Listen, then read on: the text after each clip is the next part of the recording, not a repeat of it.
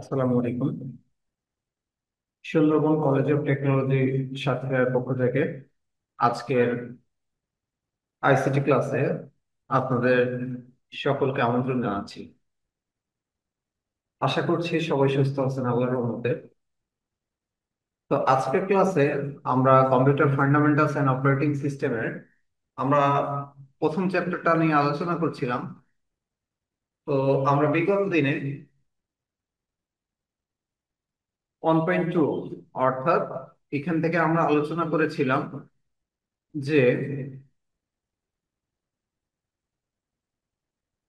Data processing ক্ষমতা, আকার ও গতি ইত্যাদির উপর নির্ভর করে কম্পিউটার শ্রেণীবিভাগ আমরা এই পর্যন্ত আলোচনা করেছিলাম।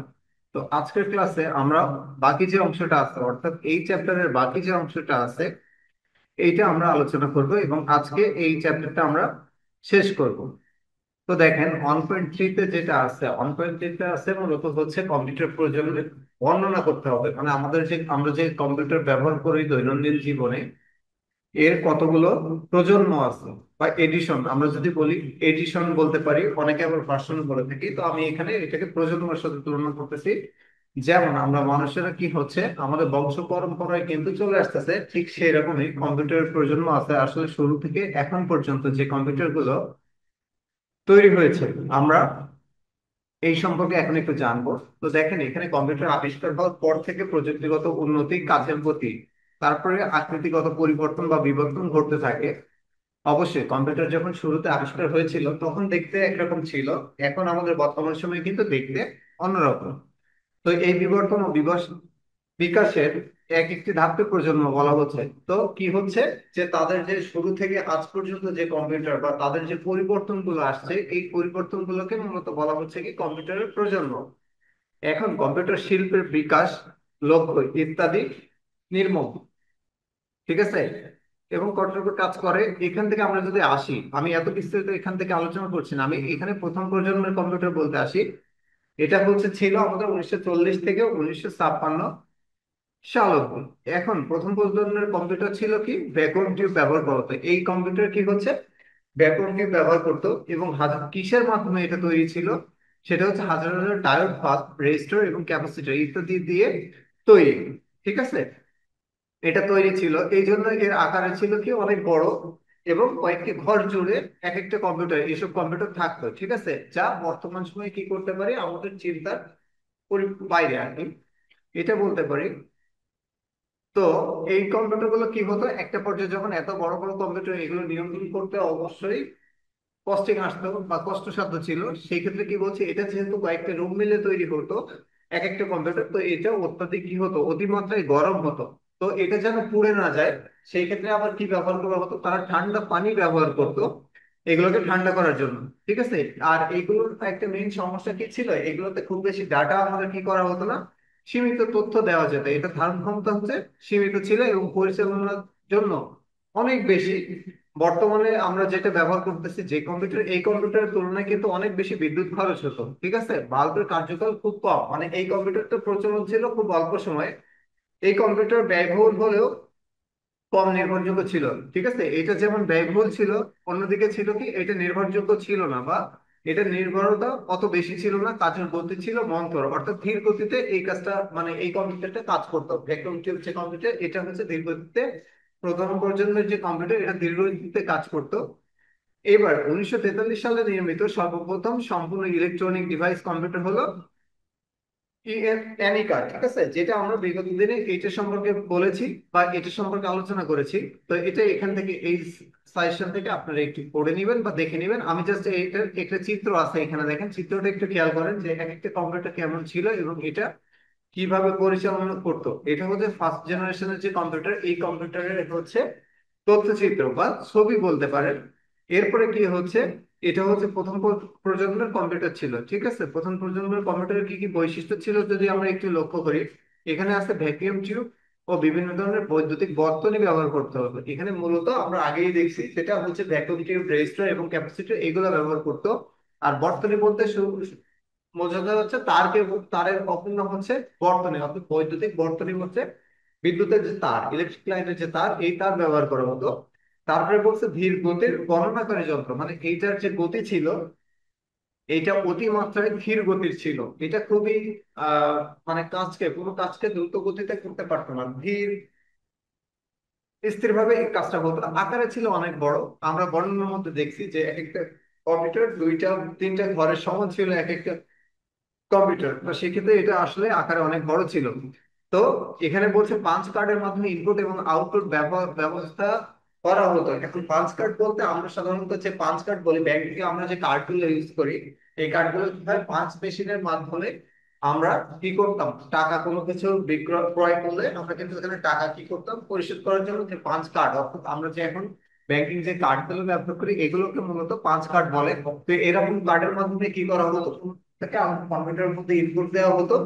আবার কি করা হতো, কোনো কিছু সেই কম্পিউটার থেকে বাইরেও আনার জন্য এরকম পাঞ্চ কার্ড ব্যবহার করা হতো। মেশিনের ভাষায় নির্দেশনা প্রদান, এটা হচ্ছে মেশিনের মাধ্যমে নির্দেশনা দিতে হতো।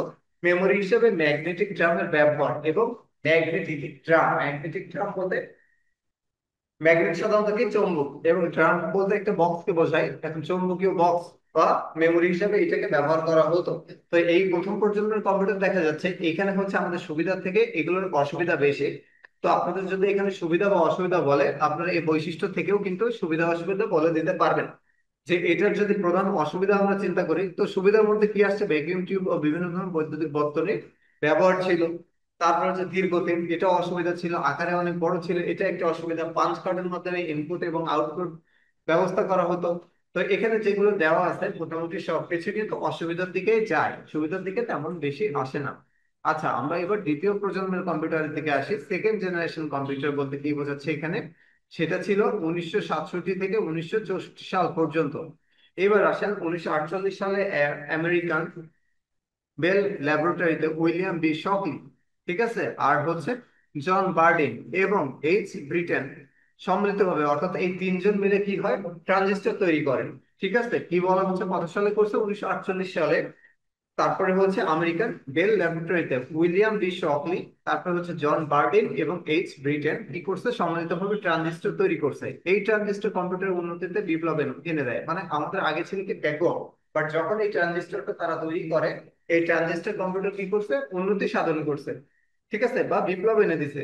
এটা কেমন, এই ধরনের প্রজন্ম ভ্যাকুয়াম টিউবের পরিবর্তে ট্রানজিস্টর ব্যবহার করা হতো। অর্থাৎ আগে দেখছি আমরা ভ্যাকুয়াম টিউব ব্যবহার করতো কম্পিউটার তৈরির ক্ষেত্রে প্রথম প্রজন্মে, বাট ট্রানজিস্টর যখন থেকে উদ্ভাবন হয়েছে বা এটা আবিষ্কৃত হয়েছে, তখন এই ট্রানজিস্টর দিয়ে কম্পিউটার প্রচলন শুরু হয়। তখন থেকে কি হচ্ছে, এই ভ্যাকুয়াম টিউবটা পরিবর্তন করে দেওয়া, অর্থাৎ বাতিল হয়ে যায়। তারপরে বলছে ট্রানজিস্টর আবিষ্কার হওয়ার পর কম্পিউটার প্রযুক্তির জন্য এক নতুন সম্ভাবনা উন্মোচন হয়।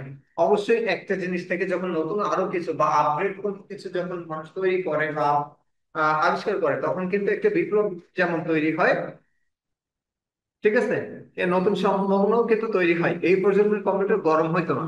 তাহলে আমরা আগে কি দেখছি, ভ্যাকুয়াম টিউব যখন ছিল তখন কিন্তু অত্যাধিক মাত্রায় গরম হতো, এবং সেটা ঠান্ডা করার জন্য কি হচ্ছে, পানি ব্যবহার করা হতো। যেটা এখানে বলছে যে প্রথম প্রজন্মের কম্পিউটার থেকে এটি আকারে অনেক ছোট। আগে তো ছিল কি একটা বা দুইটা ঘর মিলে একটা কম্পিউটার তৈরি হতো। আর এটা কি হয়েছে তখন, আকারে অনেক ছোট এবং বিদ্যুৎ খরচও অনেক কম হয়েছে। ঠিক আছে, বিদ্যুৎ খরচ অনেক কম পড়তো। এই প্রজন্মের কম্পিউটারের প্রথম হাই লেভেল প্রোগ্রামিং ল্যাঙ্গুয়েজ ব্যবহার শুরু হয়। মানে এই ধরনের কম্পিউটার, অর্থাৎ যখন ট্রানজিস্টর কম্পিউটার প্রচলন শুরু হয়েছে বা তৈরি করা শুরু হয়েছে, তখন এটা কি হয়েছে, হাই লেভেল যে প্রোগ্রামিং ল্যাঙ্গুয়েজ আছে সর্বপ্রথম এটার ব্যবহার শুরু করা হয়। যেমন ফোরটিয়ান, তারপরে অ্যালগল, তারপরে হচ্ছে কবল ইত্যাদি। হ্যাঁ, এই কম্পিউটার দিয়ে 1964 সালে বাংলাদেশে কম্পিউটারের ব্যবহার সূচনা করা হয়। মানে আমাদের বাংলাদেশে প্রথম কম্পিউটার ব্যবহার শুরু হয় 1964 সাল থেকে, এবং সেটা এই ট্রানজিস্টর কম্পিউটারের মাধ্যমেই শুরু হয়।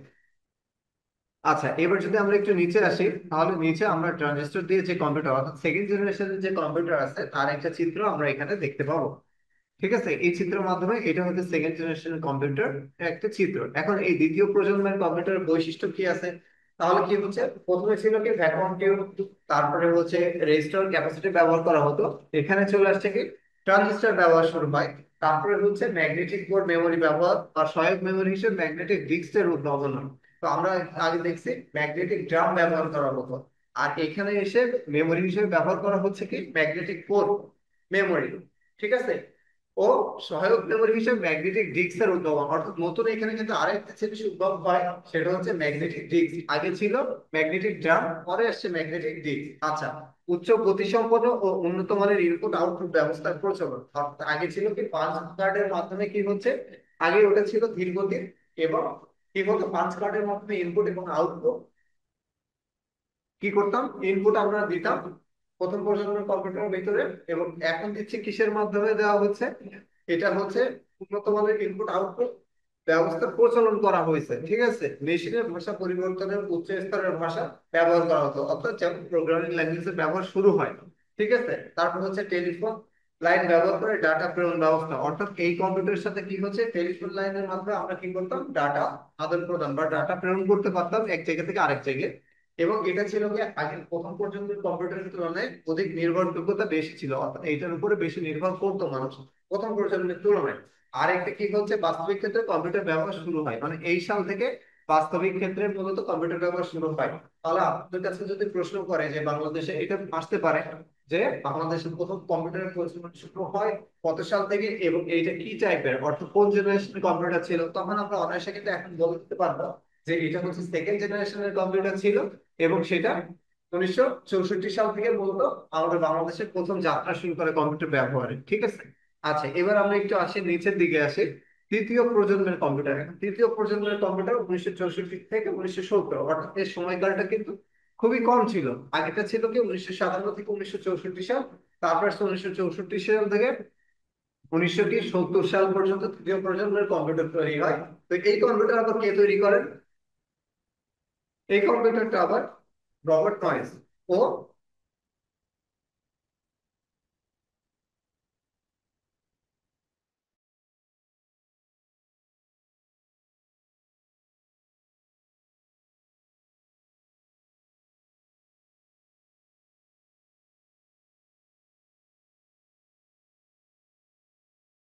এটা হচ্ছে কে, রবার্ট নয়েস আর হচ্ছে জ্যাক ক্যালভিন। প্রায় 100 মানে এক এক সময় পৃথকভাবে বড় সার্কিট এবং ক্ষুদ্র করার পদ্ধতি আবিষ্কার করেন। অর্থাৎ আগে যেটা বড় ছিল, তারা কি করছে, এই দুইজন মিলে ওইটাকে, ওই সার্কিটটাকে আরো কি করছে, ছোট করে নিয়ে আসছে, সংকীর্ণ করে নিয়ে আসছে।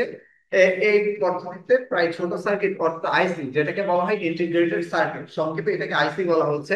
তো ইন্টিগ্রেটেড সার্কিটকে বলা হচ্ছে মূলত আইসি। এই প্রজন্মের কম্পিউটার আইসি ব্যবহার শুরু করা হয়, ফলে কম্পিউটার আকার ও দাম কমে যায়। মানে এর ফলে কি হচ্ছে, এই ইন্টিগ্রেটেড সার্কিট ব্যবহার শুরু হয়েছে, তখন কি হচ্ছে, এটার দাম কিন্তু,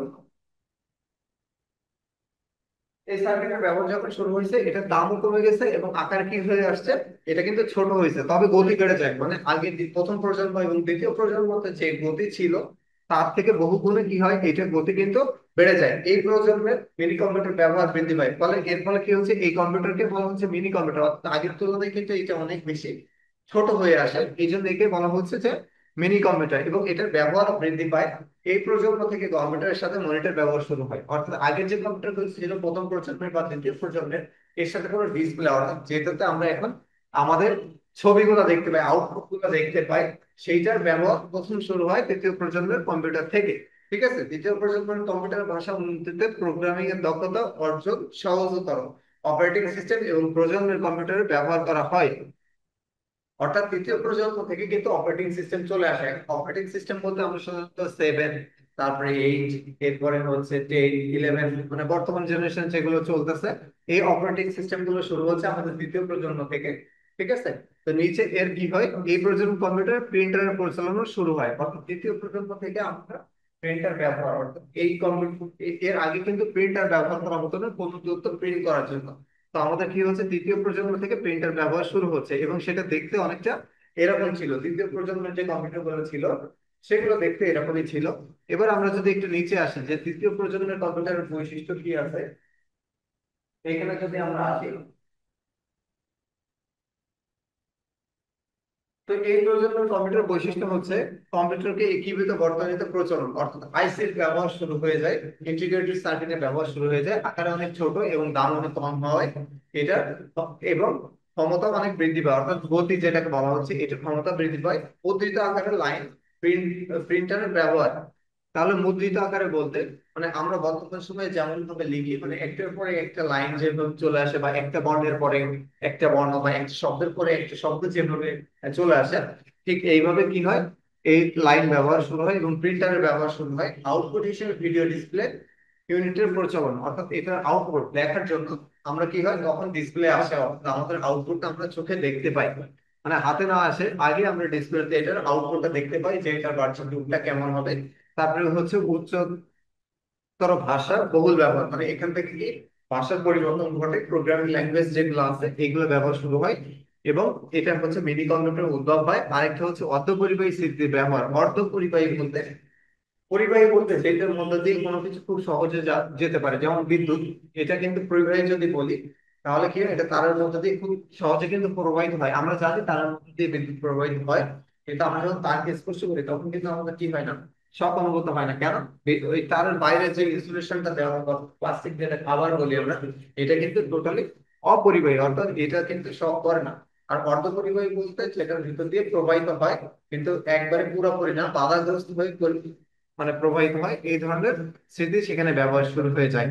আচ্ছা, এবার আসে চতুর্থ প্রজন্মের কম্পিউটারটা কি হয়। 1971 থেকে 1995 সাল চতুর্থ প্রজন্মের কম্পিউটার, অর্থাৎ 1971 সালের থেকে 1995 সাল প্রথম আমরা এই চতুর্থ প্রজন্মের কম্পিউটার শুরু হয়। তো এটা যদি একটু দেখি যে 1971 সাল থেকে চতুর্থ প্রজন্ম শুরু হয়েছে বলে ধরা হয়। এলএসআই অর্থাৎ লার্জ স্কেলিং ইন্টিগ্রেশন, ঠিক আছে, বা VLSI, very large scaling integration microprocessor বা সেমিকন্ডাক্টর মেমোরি দিয়ে এই প্রজন্মের কম্পিউটারের ব্যবহার শুরু হয়েছে বা গঠিত হয়েছে। আচ্ছা, এই মাইক্রোপ্রসেসর নিয়ে গঠিত ছোট কম্পিউটারকে মাইক্রো কম্পিউটার বলা হচ্ছে।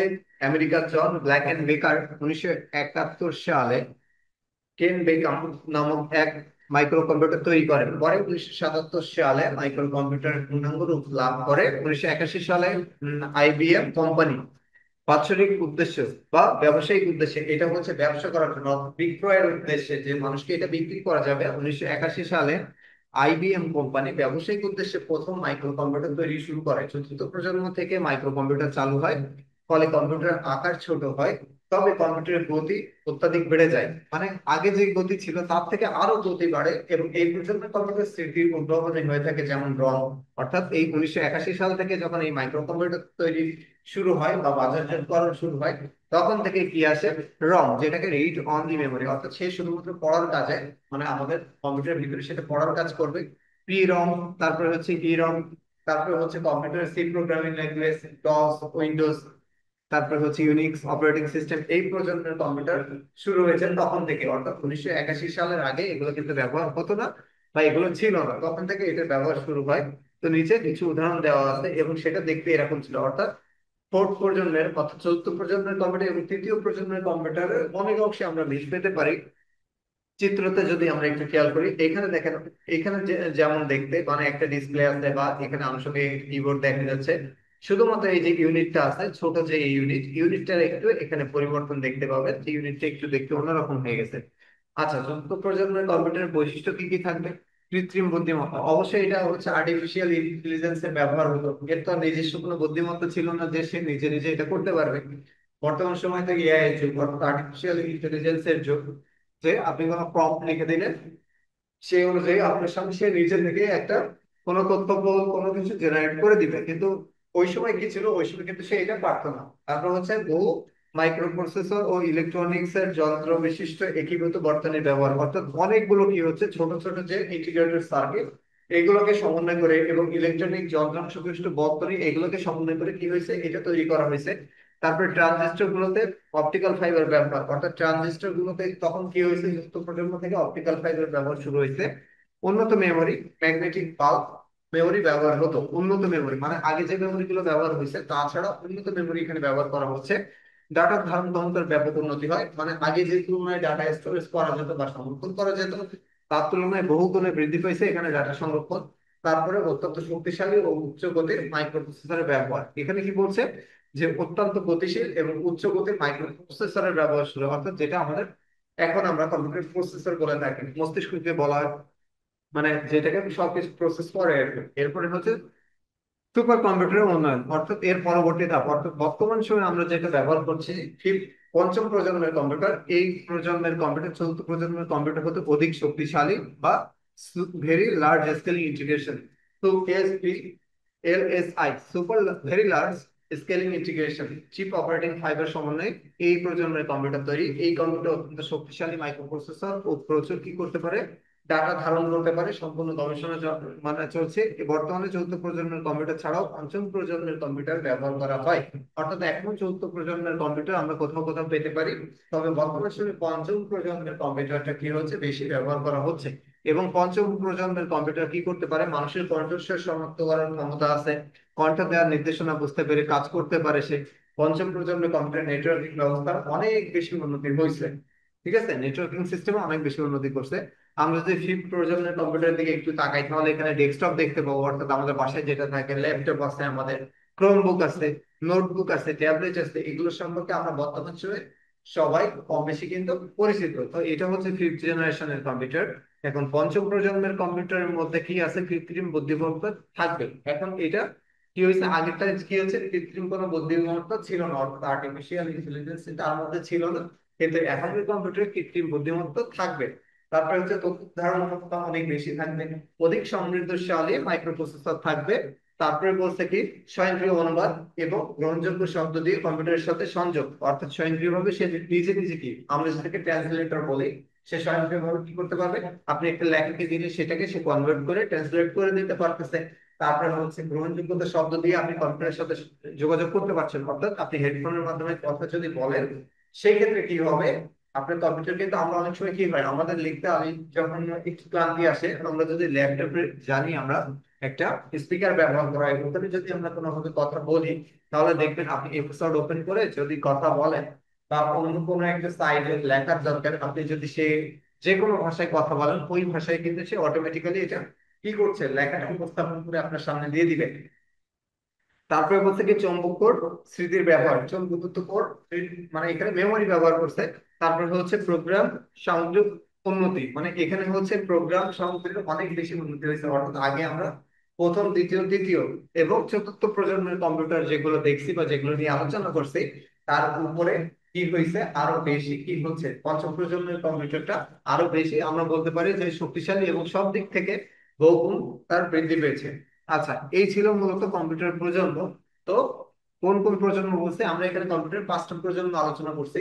প্রথমে যেটা ছিল সেটা হচ্ছে ভ্যাকুয়াম টিউব, তারপরে আসছে ট্রানজিস্টর, এরপরে আছে আইসি ইন্টিগ্রেটেড, তাই না? এরপরে আসছে কি, অনেকগুলো আইসির সমন্বয় বা ইন্টিগ্রেটেড সার্কিটের সমন্বয় এবং ইলেকট্রনিক বর্তনী মিলে কি হচ্ছে চতুর্থ প্রজন্ম তৈরি হয়েছে। এরপরে পঞ্চম প্রজন্ম, অর্থাৎ আমরা যেটা ব্যবহার করতেছি সেটা হচ্ছে পঞ্চম প্রজন্মের কম্পিউটার। আচ্ছা, এবার একটু নিচে চলে আসি। এখন দেখবেন যে ব্লক ডায়াগ্রাম সহকারে কম্পিউটার অর্গানাইজেশনের ব্যবহার, অর্গানাইজ করা অর্থাৎ সাজানো গোছানো সবকিছু একটা জায়গার মধ্যে থাকবে। একটা কম্পিউটারকে অর্গানাইজ করতে আমাদের মূলত এখানে কি কি থাকে, তো এগুলো যদি একটু নিচে আসি, মাইক্রো কম্পিউটার বিভিন্ন অংশ আছে, list of different part device of micro computer. এখানে মাইক্রো কম্পিউটার বিভিন্ন ডিভাইস আছে, যেমন কম্পিউটার একটি বিস্তৃত পদ্ধতি, তাই না? এটা কিন্তু আসলে বিস্তৃত, কিন্তু আমরা খুব ছোট জায়গার মধ্যে এটা দেখি। তো এটা কি হবে, এটি অসংখ্য ইলেকট্রনিক উপাদান দিয়ে তৈরি। এছাড়া এর মধ্যে অনেক বেশি তড়িৎ চুম্বক, তড়িৎ যন্ত্র ইত্যাদি ভৌত সামগ্রী আছে। ভৌত সামগ্রী মানে অনেকগুলো, অনেক কিছু সমন্বয়, যন্ত্রাংশের সমন্বয় মূলত এটা গঠিত। তো তার মধ্যে মূল কিছু অংশ আছে, সেটা হচ্ছে প্রধান মেমোরি, অর্থাৎ মেমোরি ইউনিট, তার স্মৃতি। আপনি যে কোনো কিছু ডাটা স্টোর করে রাখবেন, তার জন্য তো একটা সহায়ক মেমোরি দরকার, তাই না, যে সেখানে সবকিছু স্টোর করে রাখবেন, প্রধান মেমোরি। এরপরে আছে গাণিতিক বা যৌক্তিক ইউনিট, অর্থাৎ অ্যারিথমেটিক্যাল লজিক ইউনিট। সংক্ষেপে যদি এটাকে বলা হয় এএলইউ, অ্যারিথমেটিক্যাল লজিক ইউনিট বলা হয়। তো এখানে কি করছে, গাণিতিক, আপনার যত গণিতের যত মানে আর কি বলা যায়, অঙ্কের বিষয়ে যাবতীয় যা আছে সবকিছু, এবং লজিক্যাল অর্থাৎ যুক্তিযুক্ত বা যুক্তি নিরোধক যত কিছু আছে, সেইটা কি করতেছে আপনার অ্যারিথমেটিক্যাল লজিক ইউনিট অর্থাৎ এএলইউ, সেটা সম্পাদন করে। আর একটা আছে ইনপুট ডিভাইস। ইনপুট ডিভাইস অর্থাৎ যেটার মাধ্যমে আপনি কি করতেছেন, আপনার কম্পিউটারের মধ্যে কোনো কিছু ঢুকাবেন বা স্টোরেজ করবেন বা সেটার নিয়ে কাজ করবেন। এখন সেটা কি হতে পারে, আমাদের এখানে ইনপুট ডিভাইস বলতে আমরা মাউসকে বোঝাতে পারি। তারপরে কিবোর্ড দিয়ে আমরা যেমন কোনো কিছু লিখি, মাউস দিয়ে আমরা কি করতেছি, নির্দেশনা দিচ্ছি। এরপরে মাইক্রোফোন কি আছে, মাইক্রোফোন দিয়ে যখন যেমন আমরা কথা বলি সেটা কিন্তু ইনপুট হচ্ছে। তারপরে আমরা পেন ড্রাইভ দিয়ে কোনো কিছু কিন্তু ইনসার্ট করতে পারি, ইনপুট দিতে পারি। আরেকটা আছে কি আউটপুট ডিভাইস। আউটপুট ডিভাইস বলতে যেটার মাধ্যমে আমরা আসলে কি হয়, আমরা যেটা দিলাম বা আমরা যেটা প্রয়োগ করলাম সেটা আমরা দেখতে পাই, সেটা হচ্ছে আউটপুট ডিভাইস হচ্ছে স্পিকার। অর্থাৎ আমরা কোনো অডিও যদি শুনি সেক্ষেত্রে আমরা স্পিকার ছাড়া কিন্তু কোনো অডিও শুনতে পারবো না। আবার আছে কি প্রিন্টার। প্রিন্টারের কি ব্যবহার করি, আমরা কোনো কিছু একটা লিখছি, আমরা যদি সেটাকে প্রিন্ট করে বাইরে যদি না নিয়ে আসি তাহলে কিন্তু এটারও আউটপুট আমরা যথাযথভাবে দেখতে পারবো না। তো এখানে হচ্ছে আউটপুট ডিভাইস বলতে আমরা হচ্ছে স্পিকার বলতে পারি, প্রিন্টার বলতে পারি। এরপরে হচ্ছে নিয়ন্ত্রণ ইউনিট, কন্ট্রোল ইউনিট, যেটা দ্বারা সমস্ত কিছু এই যে এত কিছু আছে সবকিছুকে যেন কন্ট্রোল করা যায়, নিয়ন্ত্রণ করা যায়, এটাকে হচ্ছে কন্ট্রোল ইউনিট বলে। নিচে এখানে এখানে একটা ব্লক ডায়াগ্রামের চিত্র দেওয়া আছে। আমি যদি এখান থেকে একটু জুম কমাই তাহলে পুরোপুরি দেখতে পারবেন। এই যে ব্লক ডায়াগ্রাম ফর কম্পিউটার, দেখেন এখানে ডাটা। আমাদের কাছে মূলত কি হচ্ছে, ডাটা। প্রথম আসছিল কি স্টোরেজ ইউনিট, অর্থাৎ এই ডাটাটা আপনি যে আপনার কম্পিউটারে ঢুকাবেন কোথাও তো রাখতে হবে। সেই ক্ষেত্রে হচ্ছে এখানে দেখেন স্টোরেজ ইউনিট আছে, একটা হচ্ছে সেকেন্ডারি স্টোরেজ আর একটা হচ্ছে প্রাইমারি স্টোরেজ। তো প্রথমে কি হচ্ছে, আমাদের কাছে একটা ডাটা আসছে, বাম দিক থেকে একটা ডাটা। এরপরে আছে আমরা ইনপুট ইউনিট, অর্থাৎ সেটা মাউস হতে পারে, কিবোর্ড হতে পারে, বা আপনার পেন ড্রাইভের মাধ্যমে হতে পারে। এটা কি করতেছি, আমরা এটা ঢুকাচ্ছি কোথায়, এই সংরক্ষণ করতেছি কোথায়, আমাদের প্রাইমারি স্টোরেজে সংরক্ষণ করছি। তারপরে প্রাইমারি স্টোরেজ থেকে সেকেন্ডারি স্টোরেজে যাচ্ছে, সেখান থেকে আবারও আমরা প্রাইমারি স্টোরেজে আসতেছি। অর্থাৎ আমরা একটা ইনপুট দিলাম কোনো কিছু, দেওয়ার পরে সেটা কি হয়, ফার্স্টে প্রাইমারি স্টোরেজে রাখি। এইটাকে আবার পরিবর্তন পরিবর্তন বা সংস্করণ যেটাই বলি না কেন, এটা করার পরে আমরা আরেকটা জায়গায় সেকেন্ডারি স্টোরেজে নিয়ে যাই। সেখান থেকে আমরা যখন ফাইনাল আমাদের হাতে দেখতে চাই বা প্রিন্ট করে নিয়ে আসতে চাই তখন আমরা সেটাকে আবার প্রাইমারি স্টোরেজে আনি, আনার পরে আউটপুট হিসেবে এখানে দেখতে পাই এবং ইনফরমেশন থাকে। তো এগুলোকে আবার এই মেমোরি যেগুলো আছে এগুলো হচ্ছে এটা কন্ট্রোল ইউনিট বা সিপিইউ যেটাকে বলা হয়। কন্ট্রোল করে কি হয়, কন্ট্রোল ইউনিট দিয়ে। আরেকটা হচ্ছে আমরা জানি যে arithmetical and logical unit, ALU যেটা থাকে, এখানে তো মূলত হচ্ছে গাণিতিক এবং যৌক্তিক যে কাজগুলো আছে এইগুলো করা হয়। তো নিচের দিকে আমরা যদি একটু চলে আসি, এখানে এদের বিস্তারিত আমরা একটু বর্ণনা পেয়ে যাবো। একটু যদি নিচে আসা যায়, এখানে দেখবো যে উপরের উপরিক্ত পাঁচটি অংশ নিয়ে আধুনিক কম্পিউটার পদ্ধতির সংগঠন দেখানো হয়েছে। অর্থাৎ বর্তমান যুগে আমরা যে কম্পিউটার গুলো ব্যবহার করতেছি এর ডায়াগ্রামটা এখানে দেখানো হয়েছে। এবার আসেন এর মধ্যে যে বিষয়গুলো আছে, অর্থাৎ ইনপুট। একটি কম্পিউটার সিস্টেম ব্লক চিত্রে চারটি অংশ রয়েছে, একটা হচ্ছে input unit, memory unit, central processing unit, আর একটা হচ্ছে আউটপুট ইউনিট। এবার নিচে এদের বিস্তারিত এখানে কিছু বলা আছে। ইনপুট ইউনিট বা ইনপুট ডিভাইস, এখানে বলছে যে যন্ত্রাংশের সাহায্যে কম্পিউটার কোনো তথ্য নির্দেশনা দেওয়া হয়, প্রবেশ করানো হয়, সেগুলোকে বলতে ইনপুট ইউনিট বা ইনপুট ডিভাইস বলে। ইনপুট ডিভাইস এর সাহায্যে যে তথ্য কি হয়েছে আমাদের কম্পিউটার প্রবেশ করানো হয় সেগুলোকে বলা হয় ইনপুট। বা বেশি ব্যবহার দুইটি ইনপুট ইউনিট হলো কিবোর্ড এবং মাউস, যা আমরা সফটওয়্যারটা ব্যবহার করে থাকি বা সব থেকে বেশি ব্যবহার করে থাকি কম্পিউটার পরিচালনার ক্ষেত্রে। ঠিক আছে, এখানে আমাদেরকে বলছে কি কিবোর্ড এবং মাউস। এছাড়া আরো কিছু ইনপুট ডিভাইস আছে, যেমন স্ক্যানার। স্ক্যানার মাধ্যমে কি হয়, আমরা একটা কোনো একটা কাগজকে আমরা স্ক্যান করে আমাদের কম্পিউটারে দিতে পারি। ওএমআর, ওসিআর, ঠিক আছে, যেগুলো আমাদের পরীক্ষার খাতার উপরে যে বিন্দুগুলো আমরা ভরাট করছি ওটা মূলত ওই যে ওএমআরটা ফিল আপ করি, অর্থাৎ যে শীটটা ফিল আপ করি ওইটা ওএমআর মেশিন। ঠিক আছে, বা ওসিআর মেশিন, এগুলো বারকোড রিডার, তারপরে হচ্ছে লাইট পেন, তারপরে মাইক্রোফোন, এগুলো হচ্ছে আমাদের টোটাল কি হচ্ছে একটি ইনপুট ডিভাইস। আর এবার মেমোরি ইউনিট যদি আসি, অর্থাৎ স্মৃতি, যেটার মধ্যে সবকিছু ধারণ করে রাখে। কম্পিউটারের একটি বিশেষ কাজ হলো তথ্য সংরক্ষণ বা ডাটা স্টোর করা। অবশ্যই আমরা কম্পিউটার ব্যবহার করি কি করতে, আমাদের কাজকে যেমন সহজ করতে বা দ্রুত গতিতে ত্বরান্বিত করতে, ঠিক তেমনি আমাদের কোনো কিছুকে কি করতে, সংরক্ষণ করতে আমরা এটা ব্যবহার করে থাকি। কম্পিউটার যে অংশে কোনো তথ্য বা ডাটা সংরক্ষণ টেম্পোরারি জন্য অথবা চিরকাল বা পার্মানেন্টলি সংরক্ষণ করে রাখা হয় তাকে মেমোরি ইউনিট বলে। অর্থাৎ যে ইউনিটে আমরা কিছুক্ষণ কাজ করব, অল্প কিছু সময় আমাদের ডাটাটা থাকবে, আমরা কাজ শেষে ওটা আবার মুছে যাবে, এটা একটা হতে পারে।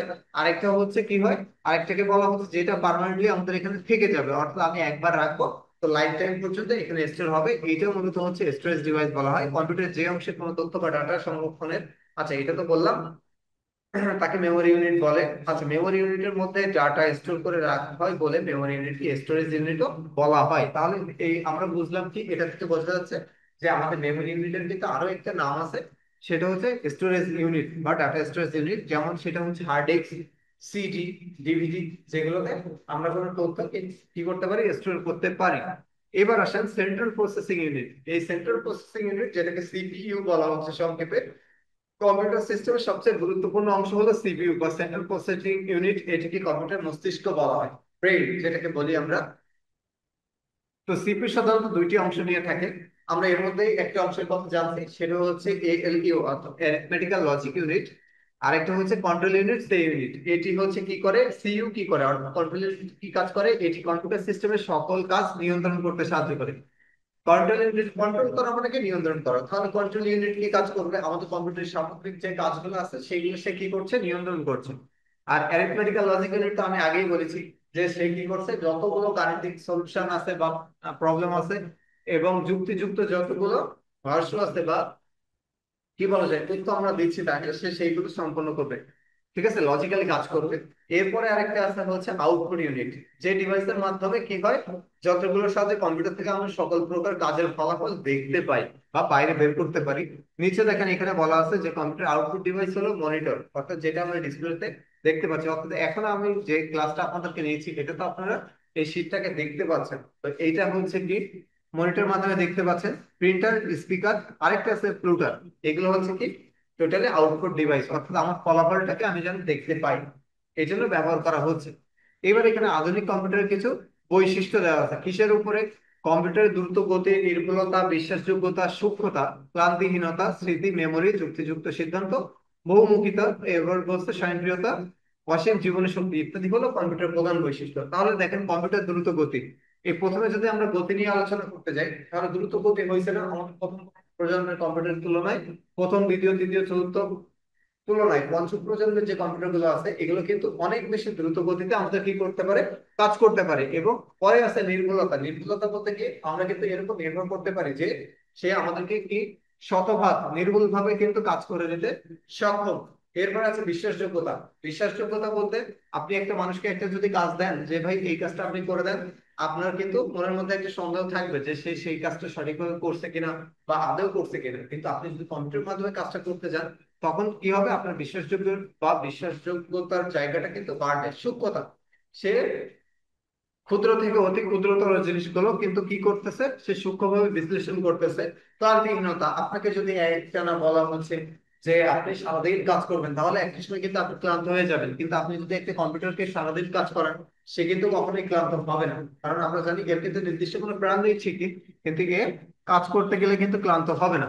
স্মৃতি বা মেমোরি, এ কিন্তু অনেক বেশি, তার স্মৃতিশক্তি অনেক বেশি আছে এবং সে কি করতে পারে, সে সংরক্ষণ করতে পারে এবং আপনাকে সে যুক্তিযুক্ত, এরপরে আছে যুক্তিযুক্ত সিদ্ধান্ত। যুক্তিযুক্ত সিদ্ধান্ত কি, সে আপনি একটা জিনিস তাকে জিজ্ঞাসা করছেন বা আপনি কোনো কিছু সার্চ করছেন, আপনার এখানে ইন্টারনেট কানেকশন আছে, সংযোগ আছে, আপনি সার্চ করছেন, সে কি করবে, আপনার ওই সার্চের পরিপ্রেক্ষিতে কি করতেছে, আপনি পরবর্তীতে কি সিদ্ধান্ত নেবেন বা কি সিদ্ধান্ত আপনার জন্য আসতে পারে, উপযুক্ত সাজেশন বা কি করতেছে আপনাকে একটা পরামর্শ সে কিন্তু দিতে পারবে। ঠিক আছে, যে আপনি এটা না এভাবে দেখতে পারেন বা আমাদের এই সাইট থেকে ঘুরে দেখতে পারেন। যেমনটা আমরা অনেক জায়গায় যদি ঘুরতে যাই বা নতুন কোথাও যাই এক্সপ্লোর করতে, তখন ওইখানে যারা গাইড থাকে, ট্যুর গাইড যারা থাকে তারা কিন্তু আমাদেরকে নির্দেশনা দেয় যে ভাই ওই জায়গাটা বা এই জায়গাটা আগের থেকে অনেক বেশি সুন্দর হয়েছে বা আপনারা যেতে পারেন, আপনাদেরকে গেলে ভালো লাগবে। তো এরকম আমাদেরকে কি করতেছে, সে যুক্তিযুক্ত সিদ্ধান্ত নিতে সহযোগিতা করতেছে।